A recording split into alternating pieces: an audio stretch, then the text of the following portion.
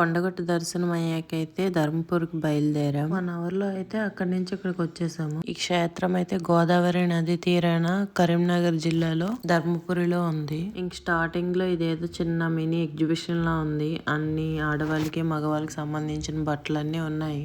ఇంకెక్కడికి వెళ్ళినా ఇదొక కంపల్సరీ కార్ పార్కింగ్ కి టికెట్ తీసుకోవాలి. చిన్న గుడి నుంచి పెద్ద గుడి వరకు అన్ని దగ్గరలో తీసుకుంటున్నారు. ఆ తర్వాత ఇక్కడ ఏదో చిన్న సాయిబాబా గుడి అయితే కనిపించింది. ఇంకా గుడి దగ్గరలో అయితే ఇలా నామాలు పెడుతున్నారు. మేము ముగ్గురము పెట్టించుకున్నాము. మా చిన్నోడికైతే ఈ నామం భలే సెట్ అయింది. వాళ్ళ డాడీకి పెడుతుంటే వాడి ఎక్స్ప్రెషన్ చూడండి. వాడికైతే వాడు ఆలోచించి లోపే పెట్టేశారు. ఈ గుళ్ళన్నీ పురాతనమైన కట్టడాలండి. ఇప్పుడు ఇంత ఆర్కిటెక్చర్ ఉంటదని అయితే నేను అనుకోను. అప్పట్లో ఉన్నంత. వరంగల్లో 1000 స్తంభాల గుడి కూడా ఉంటుంది. దాన్ని చూస్తే అసలు ఎలా కట్టారా బాబు అనిపిస్తుంది. అంత నీట్ గా అంత అందంగా చెక్కుంటది. ఇంకా శివలింగం అయితే ఇంకా చెప్పాల్సిన అవసరం లేదు. అంత బాగుంటుంది. ఇంకా ఈ గుడి లోపలికి అయితే మేము ఎంటర్ అయిపోయాము. మెయిన్ టెంపుల్ కి ముందే ఇక్కడ అయితే ఆంజనేయ స్వామి ఇంకా యమధర్మరాజు విగ్రహాలు అయితే ఉన్నాయి. ముందుగా వాటిని దర్శించుకొని లోపలికి వెళ్ళాలంట.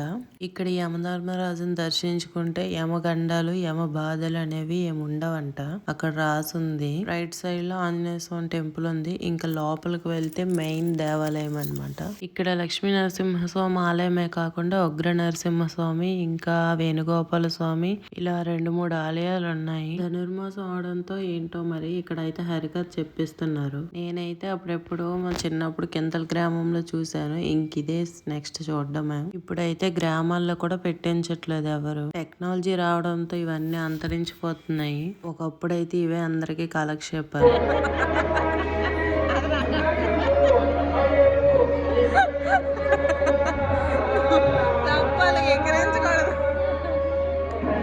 మా బాబాయ్ అయితే ఇక్కడ హరికథ చెప్పిన అతను చూసి సేమ్ అతనిలాగే చేస్తున్నాడు. 1 గంట వరకు అయితే గుడి మొత్తం తిరిగి అల్లరల్ల చేసేవాడు. రారా అంటే వచ్చేవాడు కాదు. మొత్తం తిరిగేసేవాడు. దర్శనం అయ్యేసరికి అయితే లంచ్ టైం అయిపోయింది. సో మేము అక్కడే ప్రసాదాలు తీసుకొని తినేసి అయితే బయలుదేరిపోయాము. మార్నింగ్ 9:30కి బయలుదేరితే 4 అయ్యేసరికి అయితే ఇంటికి వచ్చేసాము. దారిలో కొద్దిగా పెట్రోల్ తక్కువగా ఉంటే కొట్టించుకొని అయితే ఇంకా అక్కడ నుంచి బయలుదేరిపోయాము. 2 క్షేత్రాల దర్శనం అయితే చాలా బాగా అయిందండి. ఈ క్షేత్రం అయితే పితృకర్మలకు కుజదోష నివారణకు ప్రసిద్ధి అంట. ఈ క్షేత్రం అయితే తెలంగాణలోని జగిత్యాల్లో ఉంది. మీలో ఎవరైనా దర్శించిన వాళ్ళు ఉంటే ఒకసారి వచ్చి దర్శించుకోండి. Thank you for watching. Bye.